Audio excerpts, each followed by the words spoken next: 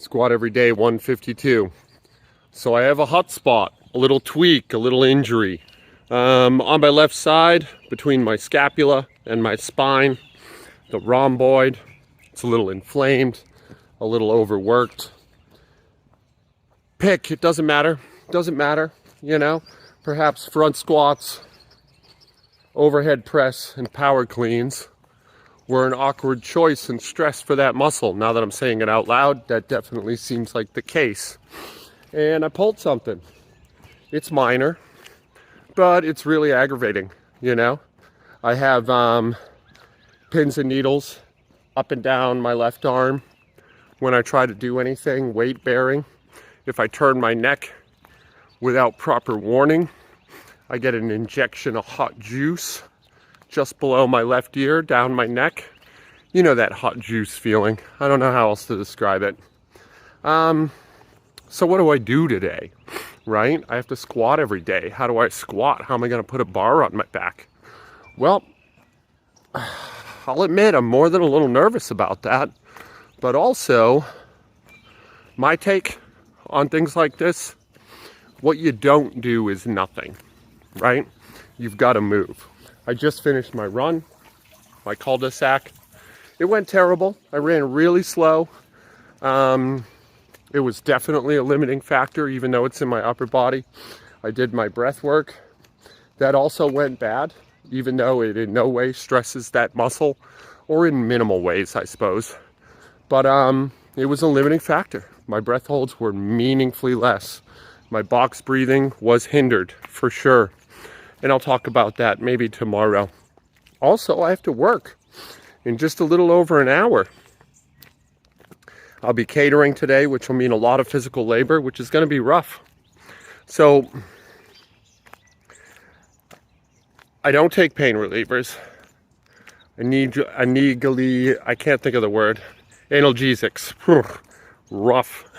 I don't take those. And it's not because I'm a recovering addict. I don't take them because they don't work. Or maybe I'm used to actual drugs. So when I take ibuprofen, I get no benefit. A little caffeine works, and movement works. Keep blood flow to the area. Keep moving. Your brain has a hard time processing pain signals when you're giving it movement signals at the same time. I will not do any rest, ice, compression, elevation, because half of those things don't apply to the middle of your damn back. But also that doesn't work either, you know? What works is movement, unambitious, low movement. Perhaps some hanging, although that might be too much. A little crawling, a little bear crawling. A little yoga, but even yoga has, in some ways, yoga is more dangerous for things like this than weightlifting, because you have the ability to work around minor injuries in a very specific way.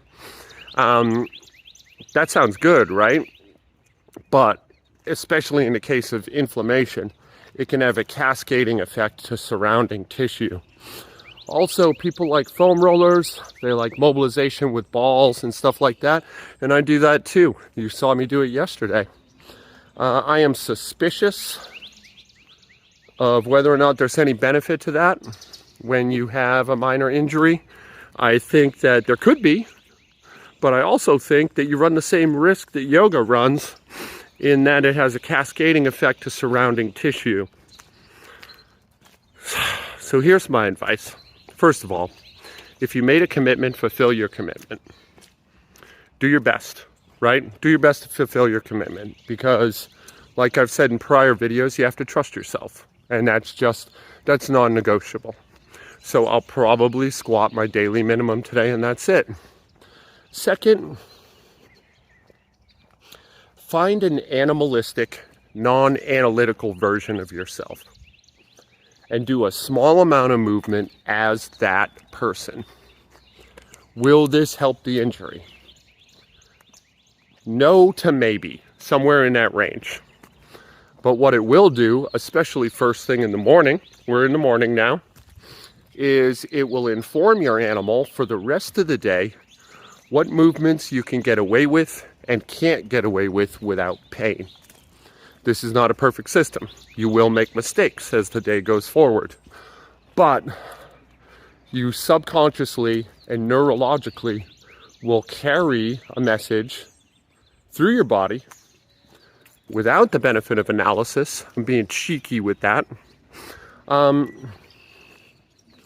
So that your movement for the rest of the day will be informed by what you do. People often ask me what to do with lower back pain, or if they tweak their lower back. And I know a lot of proper workmen in the world who struggle with lower back issues. And I always give them the same advice. First thing in the morning, as close to naked as possible, get down on all fours and crawl around your bedroom for somewhere in the ballpark to 3 to 10 minutes, whatever you can bear. Just be weird, be curious, and move. Safely planted, 4 points, crawl. Does this have any benefit for pain relief? Maybe a little, possibly none. It won't make it worse, that's for sure.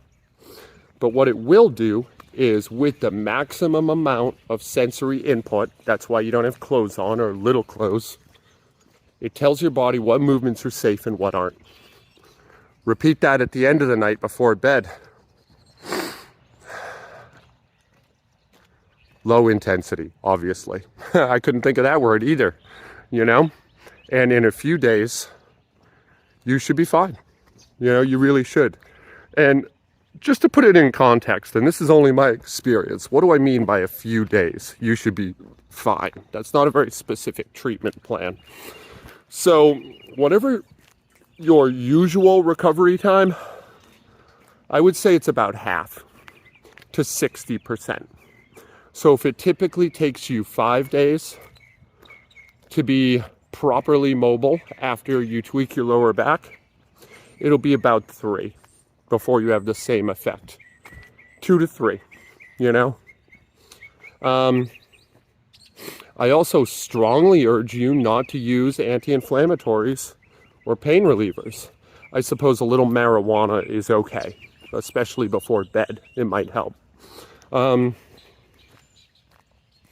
Because that masks signals, and it prevents your body from understanding what it can and cannot do, which increases your danger. It might help in the short term deal with the actual pain, but in the long term, you're putting yourself in more dangerous situations that will result in not necessarily greater injury, but more pain, because you've dulled your nervous system.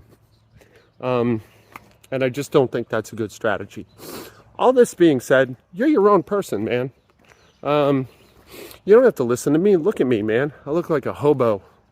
You don't need to listen to me. I'm not an expert on these things, and even if I was, I wouldn't give you expert advice.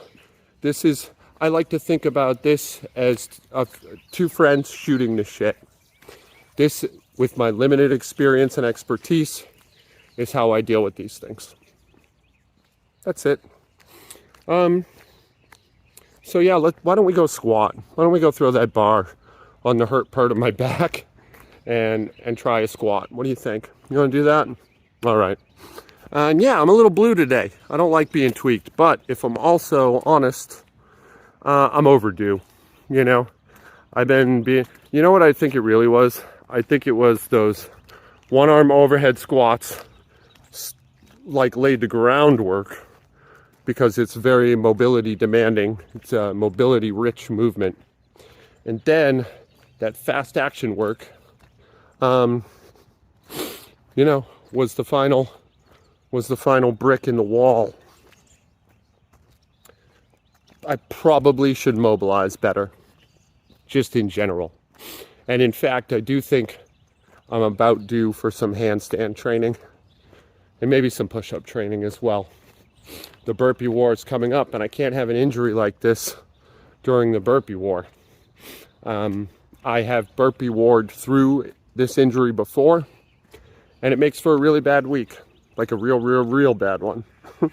So yeah, also I'm gonna start my Instagram group for the Burpee War coming right up. This is 10 minutes of me talking, and it'll be like 2 minutes of me squatting. Pretty shit video today, me. That was a lot of information. Stay tuned. We'll do a squat. Let's do a squat. So I did just what I said I was gonna do. I did a little crawling, a little hanging. It had no good effect, but maybe no bad as well. And then I got under the bar, and man, I gotta tell you, this felt bad. This is 95. I work up to 185. Just a rep or two of each.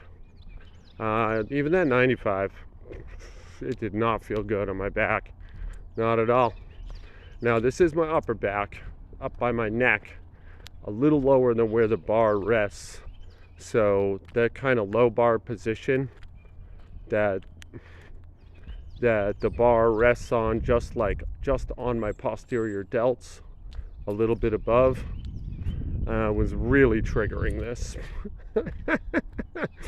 So, you know, I had a bad time. I had a bad time with it. 135 was the best of the reps. It felt the most normal, and I jumped right to 185. I should have just did my minimum, but which is 170. 185 was like life-changingly unpleasant. It was just a real shock, just a real profound shock. And that's that. I mean, I don't know what to tell you. I think you make promises to yourself and then you see them through, and that's just that. Anyway, that's it for today. Some days stink. What are you going to do? This is Joe in real life. I love you guys. I'm going to do my best to be kind to everyone I encounter today, and I would encourage you to do the same. And I'll see you tomorrow. Hopefully I've worked through this. You know, I guess by nature I'll keep you updated, right? All right. I'll see you then.